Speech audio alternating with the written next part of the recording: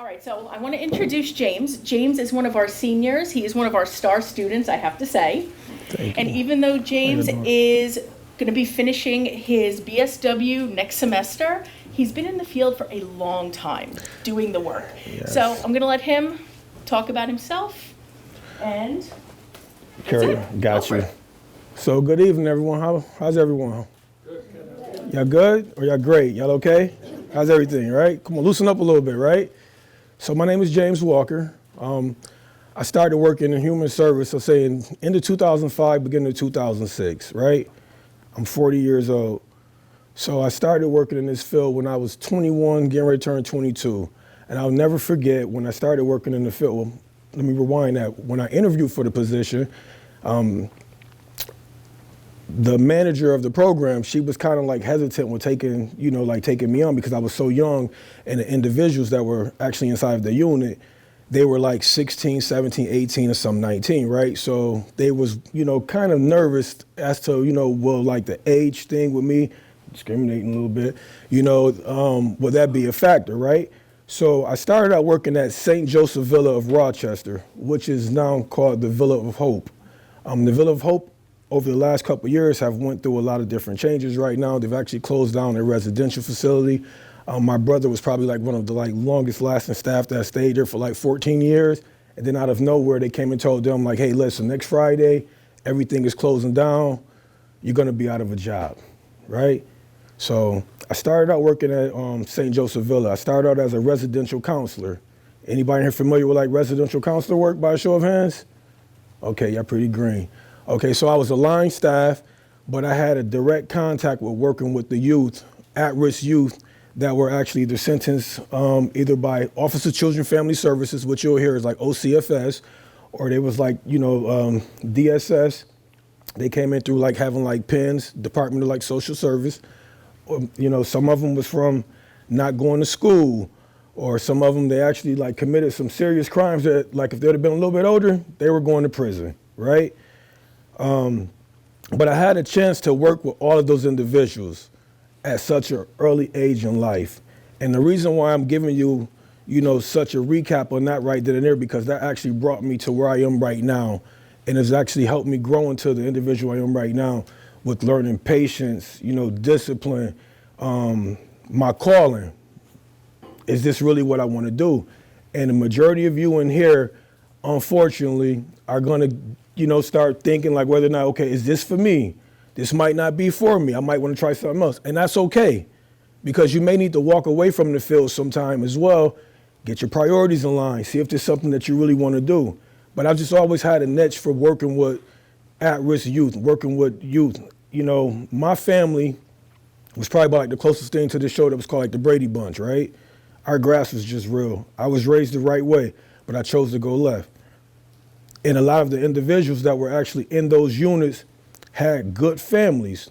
Kids was from the suburbs, they was from the city. It didn't discriminate, but they was all inside of a treatment facility, right? And they were doing time. But working in that field as a residential counselor, I would take kids out on a typical day. You taking them to Rex, you taking them out to movies, you taking them to Laser Quest. You just doing things with them that many of them either didn't know about, they didn't have access to, or they was just too deep into the streets to where they actually never had time to do it. So the goal was to show them something different. So I think me coming in as a residential counselor and actually working inside the units, it actually helped me once I started going to more like the administrative role. Eventually within 10 months of working in residential, I'm green, I'm at the bottom of the totem pole. I was promoted to an assistant supervisor in that unit. Work ethic and character, being my authentic self, understanding the population that I'm working with, being consistent, being fair, having boundaries. Many of you are gonna have to learn how to detach yourselves from that. I'm telling you, every day is a struggle because sometimes we personalize it, in a good way or sometimes in a bad way, right? Moving forward, I ended up becoming the supervisor of the unit there. One of my mentors, he's still one of my mentors to this day, he said, James, listen, St. Joseph Villa right now, even though they're non-for-profit and they're a private agency, they're gonna pay for you to have tons of trainings. If they're paying for it, take it. trauma-informed, conflict resolution, cultural competency, social awareness, you name it, I did it. Learning the proper way to like de-escalate situations, supervisor, in a supervisory role, supervisor as a disciplinary, supervisor being able to, relate to youth. Those are all like really good quality trainings that you can take on for the rest of your life, right? So I say that to say this to you. If you get hired by an agency, take as many trainings as they offer, because believe you me, you never know when those trainers are going to come back and help you. Now, fast forward, I ended up leaving St. Joseph Villa because I wanted to go back to school. A good friend of mine, she was a social worker there. She says, James, you're very qualified, but you don't have that paperwork. And you can only go so far. She's telling the truth, right? So I was stubborn. I'm like, I want to go back to school, but I don't have time for it. And I thought about it. I wasn't making time for it. And then I ended up running into some of the young men and young ladies that I actually counseled there. And they were, hey, James, remember me from there? And something that they said that really stuck out to me. They said, it was great having you as a line staff and as, working in a unit. But I just wish that I could have had you as like a social worker. We need to see more black and brown faces in these roles. Majority of the units that we were in, the line staff were all, African Americans. But my social worker, they were Caucasian. And granted, they did a great job, helping me out as best they can. But we need to see like-minded faces as well in these roles, right? So I thought about it. I said, well, dang, I remember when I was in high school, I was really close to the centuries in the school, majority African American, right? A lot of the lunch aides that was in the school, majority African Americans, right? In my school, the nurses, more Caucasian. My teachers, more Caucasians. My dean, my principal, I'm still close to him to this day. He was just at my wedding 11 months ago. He's my Italian father. That's what he's going to tell you. I love him to death. But again, just being able to, be in those roles as well. And social work is a very broad, field. Our generation needs to see all of us in these roles, right? Very diverse. We all bring something unique to the table. Don't matter where you're from. When you got a passion for doing what you do, it'll come natural. Fast forward, I started working more with older individuals, but working with individuals that came home from prison at the Samaritan Centers for Excellence. Kids that were actually missing, that had a parent that was incarcerated that came home. So I started working more into that light, right? I started working with individuals, older individuals that had mental health issues as well. I wanted to start learning more about the mental health piece. The behavioral part, I was very, well equipped in that role, but I wanted to start understanding more of the mental health piece of things, getting involved with mental health, chemical dependency, seeing how these things all like intertwine, right? By a show of hands, how many of us in here have said, addiction is a choice? By a show of hands. Who once thought that? I thought that before. People make a choice to use drugs. I've always thought that. But it wasn't until I started understanding more about it, People, places, and things can be detrimental to each and every one of our, recovery, our lives, and so forth. Fast forwarding a little bit more, I started working for the city of Rochester with Pathways to Peace. Anybody familiar with Pathways to Peace in here? Okay, so I worked as a gang specialist with Pathways to Peace. Our job was to connect with at-risk youth in the community, in the city of Rochester, but it had to be within Monroe County. But I was fortunate at that point to, work into the schools as well as a youth intervention aide. I was able to work into the schools because I had obtained a degree already, so I wasn't just restricted to working in the streets. I have a degree in criminal justice as well, right? So working with Pathways to Peace, I came across all walks of life, mental health, behavior, mainly kids that was involved in gangs. I got tired of responding to homicides. 2019, September, one of my kids from St. Joseph Villa, I come into the building, I see a name on the wall, 27-year-old African-American male. I knew who it was. He was one of my boys. I had him in 2007, good kid. He just needed some guidance. Got his brains blown out over some car keys. It's unfortunate, right? Really good kid. Was doing the right thing as he got older. But he had been in the system since he was like 7 or 8 years old. And he had social workers, care managers, residential counselors, staff members from all over who this kid connected with, from CPS to Hillside to St. Joseph Villa to a place called Wyndham Lawn, from all over that came to this kid's funeral. So working with Pathways to Peace, again, I had more exposure, but this time I was, on the opposite side of the spectrum now. Residential, I have you in secure. Pathways to Peace, you in the streets now. And it's hard to get them to come out of the streets. The most you can do is probably, give them a little words of advice. Hey, man, you can do something different. You still have a chance. Working with them in the school, those kids are kind of like on the fence right now.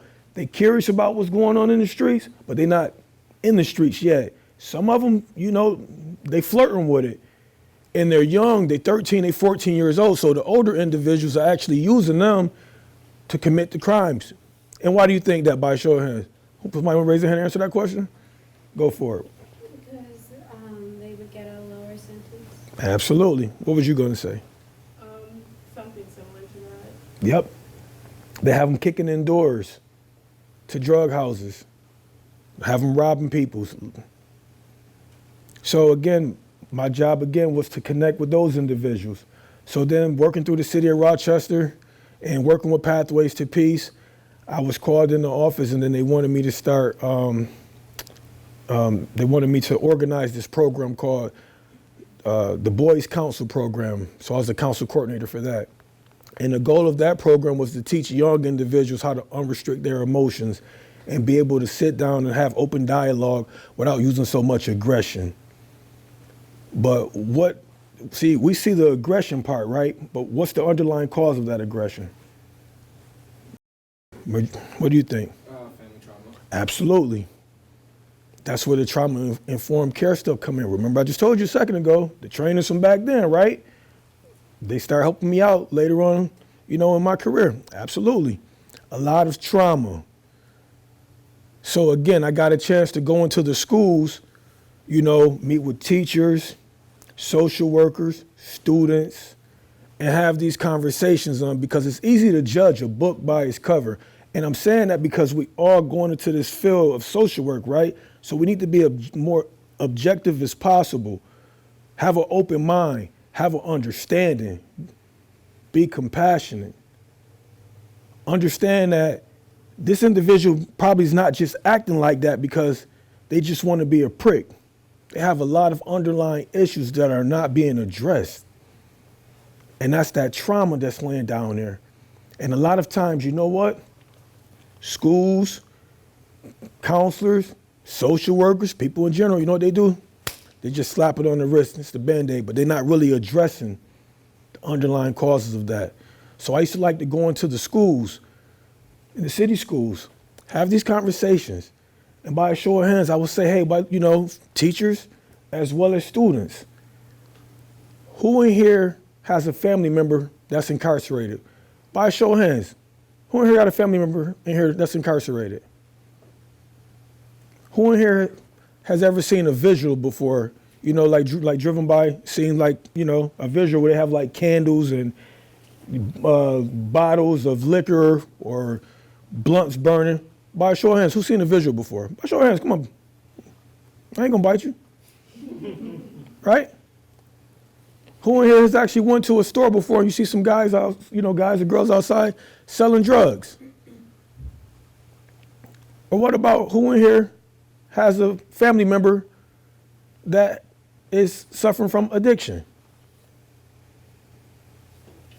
But you see that in here right now? yet we think we'd be so different, but we have more in common, a lot more similarities. And that's why it's not good to judge each other, because you just never know what space or place a person has come from. So working with those kids, again, you know, with Pathways to Peace and being able to go into the schools and have these uncomfortable conversations, you know, it actually helped the social workers understand the children that they were actually working with. Because my question, I used to ask them a lot of times, are you coming into the city schools and working with these kids to build your resume up, or are you doing this because you really care? And that's what you got to ask yourselves, the same thing.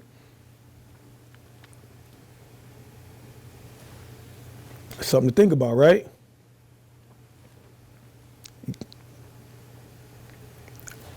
With Pathways to Peace, we will respond to shootings, stabbings, hospital visits. You'll actually see everything through, from the shooting to the visual, to the funeral, to the repast. You're going to the hospitals and you're providing the families moral support. I got tired of doing that. I really got tired of doing that. After the young man I just told you about, and then it was a 17-year-old kid, that one really kind of like took the cake for me. I go and I respond to that situation, right? The young man's sister, she's 16, he's 17 years of age, right? She's crying, she's freaking out. Her brother just got murdered. They're from New York City. He goes to visit his cousin. He not knowing that his cousins are involved into some street stuff. Say he make it over to around 5 o'clock. Some people, they come back around the block. They pull up, they start shooting. The one who come over to visit his cousin tries to jump the gate. He'd lose his life, the 17-year-old. So he's on the fence, he's dead. And I'm not doing this to try to freak none of you out. I'm just giving you real life scenarios. His body is laying over the fence. He's dead. His sister is crying. Police is taping everything off. The sister runs under the tape and tried to run over there with her brother. An officer grabbed the young girl. The first thing he can think of was to grab her and put her in handcuffs, tell her she's under arrest, and throw her in the back of a cop car.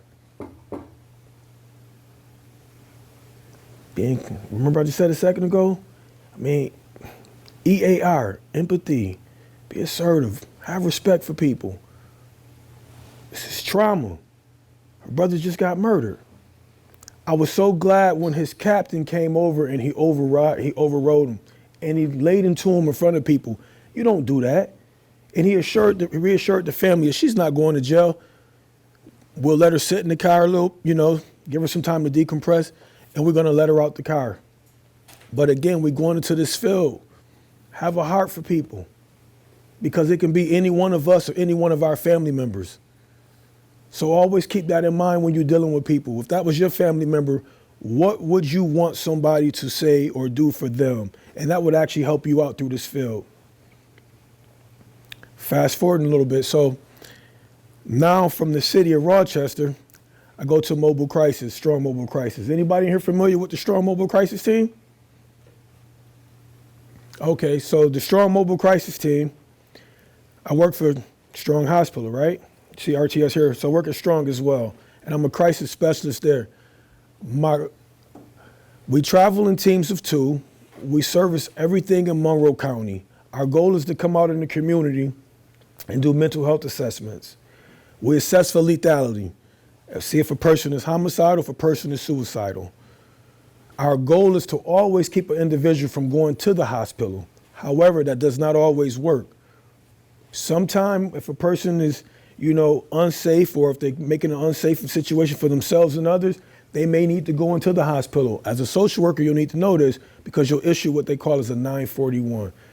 And it's through the New York State Office of Mental Health, where you can send somebody to the hospital against their will at that point. RPD, law enforcement, they issue what they call 941s. But due to recent events that have been happening in the world, you have to meet 5 criteria for that. So do you check out those 5 criteria, then they can send you into the hospital as well. But our goal with mobile is to always provide you with support, link you to long-term mental health services, chemical dependency as well, if that's an issue, that can help manage your care long-term. And the good thing about our job is we have a psychiatrist and a psych NP that if, say, you need a med consultation, they can Zoom right then and there. Also, another great thing about mobile crisis is, let's just say if you were trying to go and you want to set up for a mental health appointment. They might tell you 4 or 5 months out. Per the state, they have to give us what they call priority access appointments. So meaning we can get an appointment next day or up to like 10, 14 days on average. We can have you seen by a provider. We're not a one-time, intervention. By no means. We come out, when there's a crisis. You can do a referral for someone. They don't have to know that you actually did that, referral for them. Say you're having a conversation with your friend and you see your friend is struggling. You may think she can benefit or he can benefit from some additional support. That's where we come and play at. You can call, hey, listen, I got a friend who's exhibiting, X, Y, and Z. I think they can, I'm a little concerned, I'm a little worried, for them right now. I want to do a mental health referral for them, and I want you guys to go out there and see them. So that's where mobile crisis come and play at. We're an extension of CPEP. Anybody ever heard of CPEP before? So, great. CPEP is the Comprehensive Psychiatric Emergency Program through Strong. So again, if we end up sending you into the hospital, then you would go to CPEP for, extensive observations, and then from there you'll meet with the psychiatrists, social workers, triage nurse, and so forth. You'll go from there, and they'll see if that person either A, need to be admitted, or either B, they just provide you some support there, but connect you to some resources, and then they'll discharge you and send you home. So I still work for mobile crisis. I deal with the most vulnerable population you can name in Monroe County, from rich people down to poor people. From people that live in mansions to people who's living outside. Wherever a person wants to be seen at, as long as it's safe, we come. We go to homeless shelters, we go to schools, we go to elementary schools, we go to colleges, we come to your home, we come to the shelters, we'll meet you at parks. We've met at Starbucks. I love Starbucks, by the way. Dunkin' Donut, you name it, we're not restricted to it. We've actually stood outside the car in the wintertime in the blizzard and provided support to meeting with people. Wherever you're comfortable at is where we're gonna meet you at in Monroe County. And if we can't meet with you in Monroe County, then we can refer you to, to community partners that are in your region as well. So don't think okay, well, just because I'm not in Monroe County, that I'm screwed, okay? In addition to mobile crisis, I work for RTS. You see that, right? Okay, so RTS, is everybody familiar with RTS? Okay, so I'm mainly stationed down at the transit center. Is everybody familiar with the transit center here? By a show of hands? Anybody ever been inside the transit center here? No? Do y'all hear stories about the transit center? Okay, good. So a lot of the stories that you will hear about the transit center is RTS have a lot of ODs down there, or it's always a shooting, it's fighting. Believe it or not, a lot of the overdoses that occur down by RTS, they're usually down the street. And when people want their lives saved, they come running to RTS because they know you have like all walks of life in there. You have a lot of like retired, law enforcement, military, residential and juvenile, backgrounds in there. So they know somebody down there can help them. So this is the part right here where it gets interesting now. We're gonna start talking about the Narcan stuff, right? I'm gonna share some of my experiences with Narcan, with RTS. So through both jobs, I'm required to be Narcan certified. Is everyone in here familiar with like Narcan? Okay, so we all know in here that it's about, give or take, about 75,000, opioid overdoses, right? A year with Narcan, right? And we also know it's about, give or take, it's about 100,000 as far as like opioid deaths that occur from opioids, right? It's serious. It's a crisis. And at some point in your career, you might be required to administer Narcan. And unfortunately, I've had to administer Narcan a good amount of times to where some people, I honestly don't even know if they actually made it because they just wasn't responsive. They was, I don't care if you did the sternum rub, whatever, if you was balling the fist, the skin was pale, the breathing was shallow, but it's not a time to panic on my end. But I will say this to you all, if you're getting ready to administer Narcan, you have to think about your safety first. And I say that to say this. If you're going up to assist someone, keep this in mind. You want to come and assess the situation first. You want to assess the situation to make sure there's no Sharpies poking out or anything like that. Because, again, we had a situation a couple months ago, individual OD down the street from there, but a customer came into the building and was like, hey, listen, there's a guy that's laid out in the middle of the street, down the street. Again, we go outside. I spot the guy. He's laying in the middle of, anybody familiar with like North Clinton Ave? Okay, so he's in the middle of the street by North Clinton Avenue and that side street, which is Mortimer Street, and there's a parking garage over there. His body is literally laying into incoming traffic. And there's a guy who was getting high with him that's laying on top of this guy. So his breathing is already kind of like shallow and he's putting extra weight down on him, right? So we go outside and we finally get the guy from on top of the guy. He's not responsive at all. His eyes are in the back of his head. You can see the gloss kicking in. I mean, he's on his way out. So my partner, they get ready to grab him, but I know the individual. He's a known heroin user. And he's a heroin user to the point where he's very aggressive with his use, meaning he walks around with needles tied in like live needles in his hair.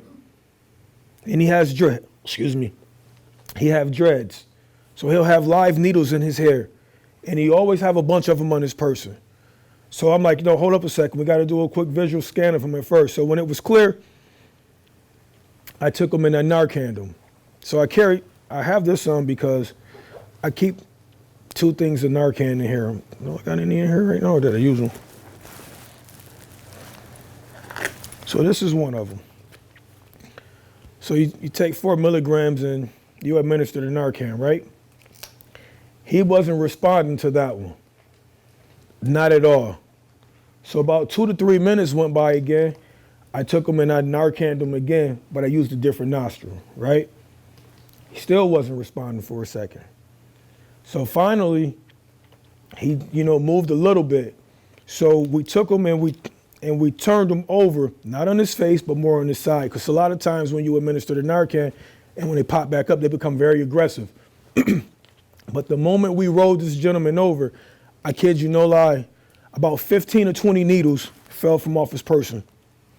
They just fell off of him. You can see blood and everything on these needles.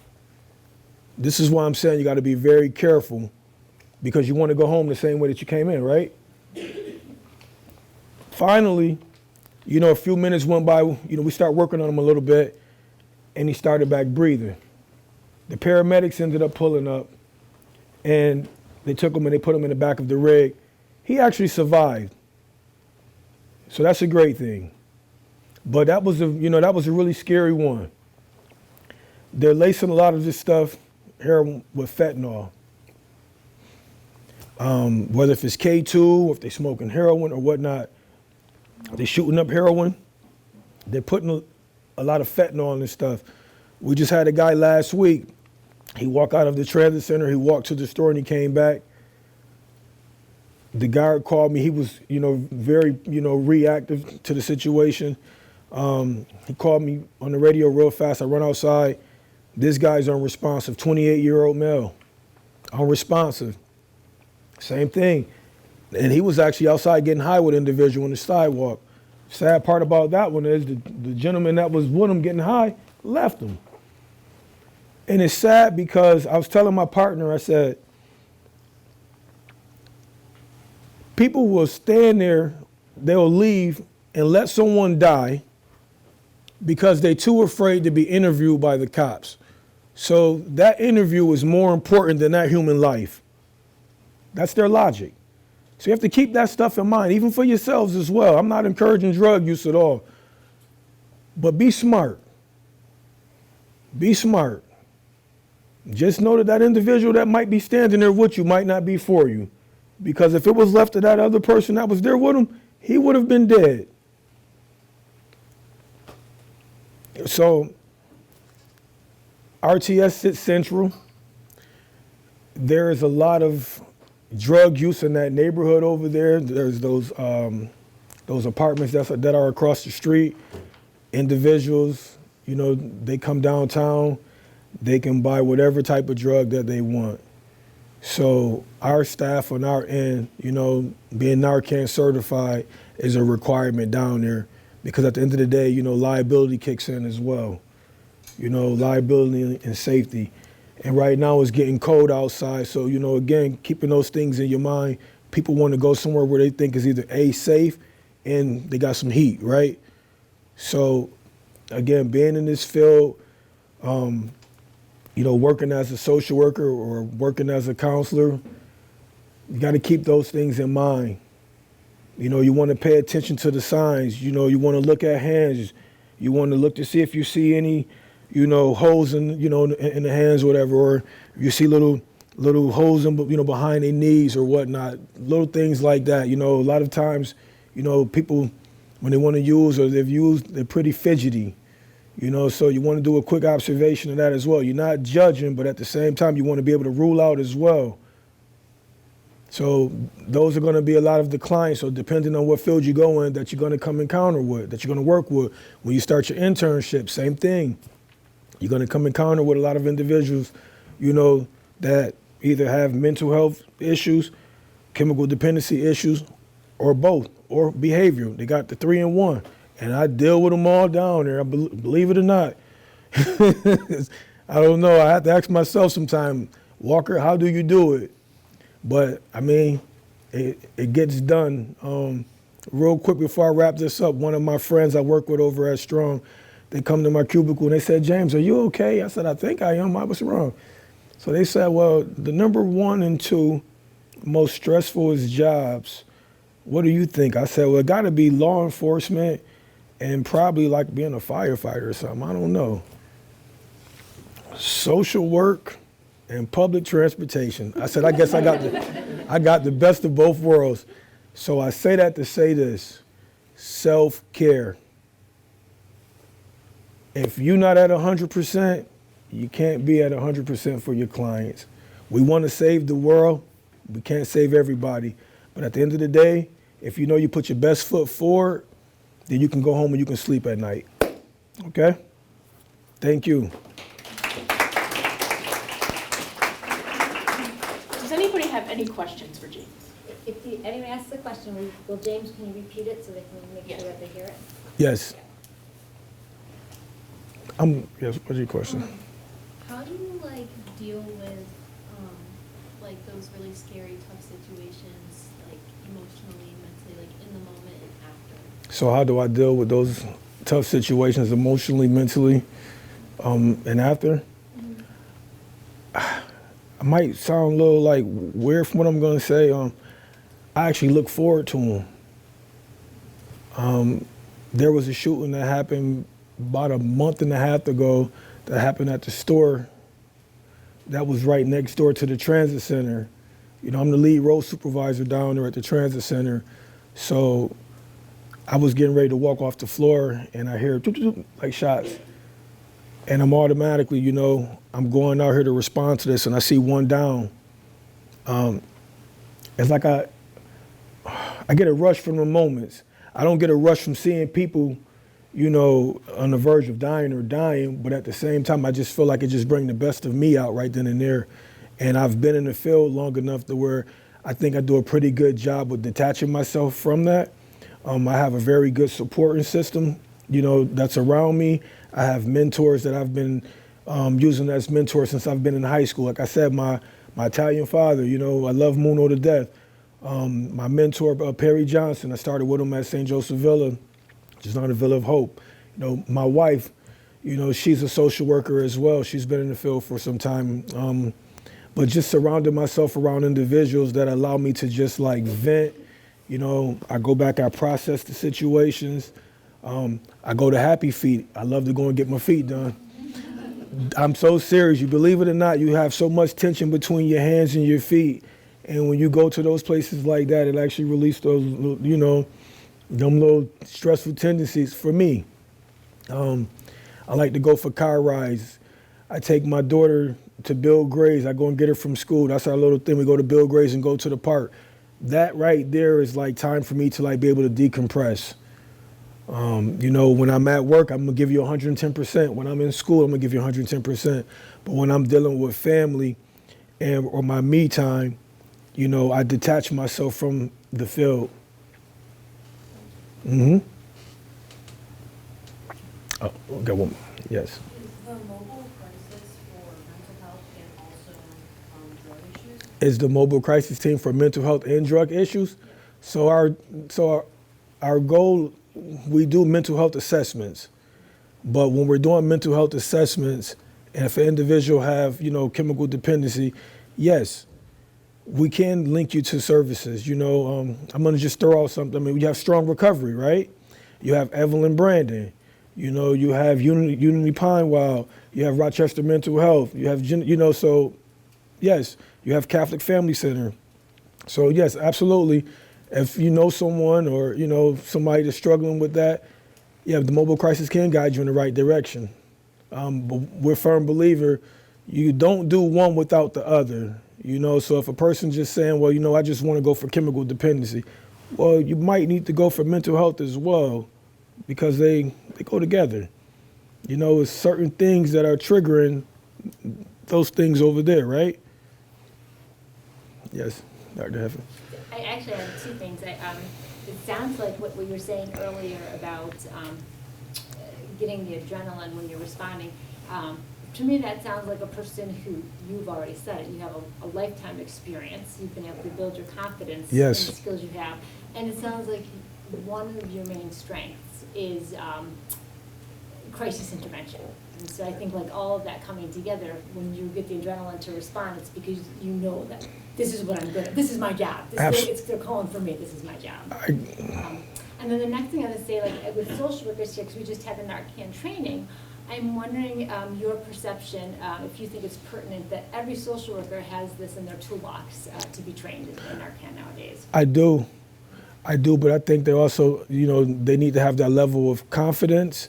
I don't think it should be forced upon them, because not everybody, you know, is like that. Some people see somebody drop down and they, you know, they freak out. And I want you all to know that in here, that just because you might not be comfortable doing that, it doesn't make you no less of a social worker than the person who's willing to jump out there, you know, and actually do that. You know, everybody brings something different to the table. Real quick before I forget as well. So whenever we administer Narcan, I'm so sorry, we have to fill out this form right here. I mean, if you want, you can just pass it around. And it's basic information. It's take about 5 minutes. Whenever you administer the Narcan, we fill that form out, and then my manager sends it back to the, you know, to the county, because they want to keep a track of, you know, the overdoses, right? Anyone else have any questions? I have a question actually on behalf of the students. Yes. As someone who is going to be graduating from this program in May, number one, what are your goals going forward? And number two, how have you been so successful in the program? My goals going forward, I want to stay with mobile crisis. I don't want, so right now I work as a crisis specialist. So my goal is to transition and work as a therapist, a crisis therapist over there as mobile crisis. So I'll still have a little ways to go, because you have to have your master's, right? So while I'm in, you know, I'm obtaining my bachelor's degree right now, I'm constantly learning. I have a team of individuals that are over at Mobile that have been there for years. They're great. And I learned so much from them, you know, and they're willing to teach, and I'm willing to listen and learn.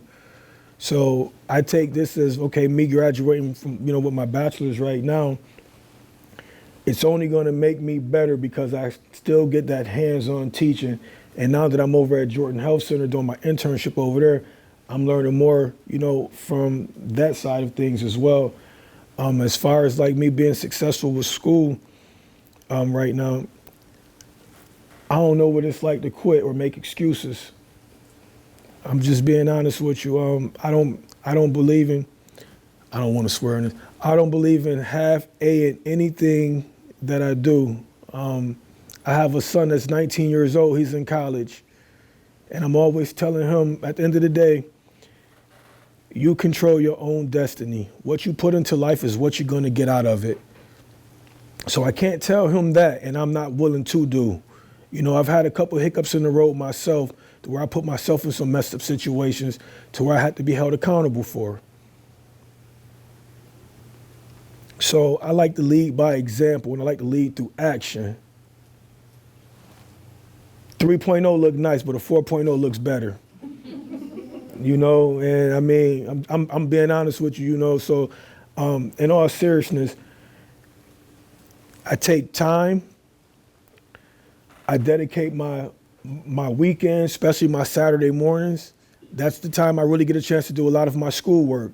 When I'm at RTS, as long as it's not busy on the floor, I get 2-hour breaks throughout the day. I pull out my laptop. If I can just write a little bit, I'm going up there, I'm just knocking down a piece of an assignment. But just really being able to just manage time and have individuals around you. My wife is great. She tapped me on the shoulder and said, "Hey, Walker, you're amazing." And man, listen here, that drives me. I be in there, I be typing, I be going. But I'm dedicated to school. I wouldn't have came back here and I wouldn't waste your time, Dr. Wood or Dr. Heffen. I wouldn't waste your time if I knew I wasn't going to be serious about this. I remember coming to your office because I messed up. I was supposed to start that January, but I thought it was supposed to be the next semester, and it was all screwed up. And I'm sitting here, I wouldn't have come all the way out here and waste your time if I knew I wasn't going to take this program serious. And I thank you. And I thank you, because Dr. C, same way. She challenges me. She pushes me. I knew when I first came into her class that first semester, and I wrote a paper, and I said, "Oh, okay, she gonna bring the best out of me right now. I gotta roll my sleeves up a little bit, But you need somebody that's gonna actually push you and bring the best out in you, because even though I have a lot of experience in doing this stuff right here, I don't know everything. I'm still learning every day, and as long as you're willing to listen and learn, believe you me, the sky's the limits.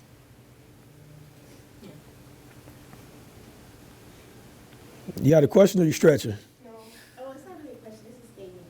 I just, wanted to say that, like, it's really powerful that, like, you were, like, working in, with at-risk youth and stuff. Mhm. You don't really see a lot of that, because growing up in the city, I was always in trouble as well, always fighting, and I always felt like no one could, like, connect to me. Mhm. So it's really, I think it's, like, really important that you are taking steps to be that person, because that one person could change your whole perspective on life and stuff like that. So I just want to say that I was like really moving. Thank you. I appreciate that.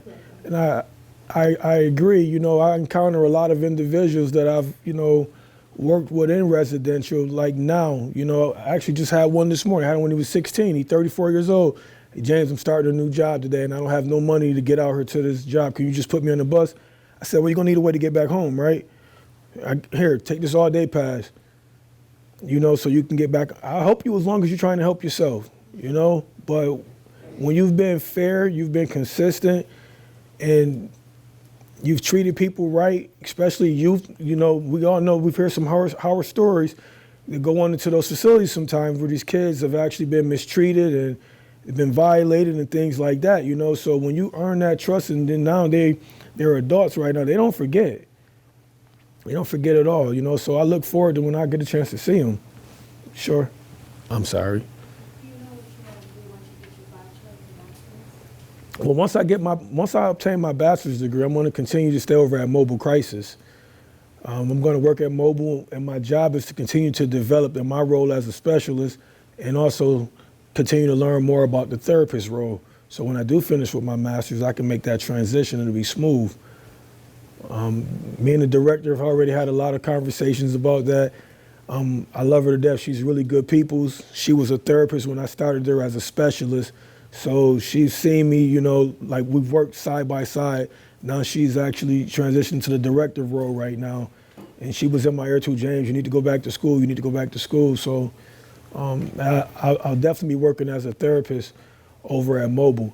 Now, I won't leave RTS. I'll work over at Mobile, maybe as like a pre-dem staff or a part-timer, pick up hours, you know, as I want to, but I'm going to stay over here at RTS. I love RTS. I'm sorry, what was your question? Are there any behavioral patterns or traits that you have noticed in yourself or your colleagues that you think have held you or your colleagues back from doing their best work? Yes, when I first came there, I had this notion that I was going to save the world. I'm not going to tell you no lie. I had 19 young men inside of my unit, and I had this notion that, you know what, I'm going to come in here, I'm going to make this change. I'm going to change every one of their lives in here. Every single one of them are going to, you know, walk out of here with their head up high. They're not going to reoffend. And realistically speaking, guess what? I was setting my own self up for failure. And one of my mentors put me to a side, and he said to me back then, he said, James, you got a passion for doing what you're doing, but you're going to burn yourself out early in your career. Even if you can reach one of them, you've done your job. You're not going to be able to save all of them, but if you can get one or two, you've done your job. Got a question? You sure? I see you kind of late. Anyone else? Okay. Thank you so much, Not a James. problem. Thank you. Appreciate it.